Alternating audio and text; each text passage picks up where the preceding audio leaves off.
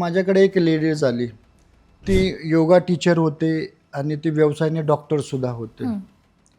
तिच्या लाईफमध्ये एक प्रसंग निर्माण झाला की ज्यावेळेस तिचं लग्न झालं, ज्यावेळेस तिला पहिली मुलगी झाली, तर त्यावेळेस तिच्या नवऱ्याने तिच्याकडे डिवोर्सचं प्रकरण सादर केलं कोर्टामध्ये. काही कारणास्तव त्यांचे काही वादविवाद झाले असतील, त्या कारणाने तो कुठल्या तरी एका मुलीच्या प्रेमामध्ये पडला. तर तिला ते समजलं. तर ती जी मुलगी होती ती ब्लॅक मॅजिक करणारी होती.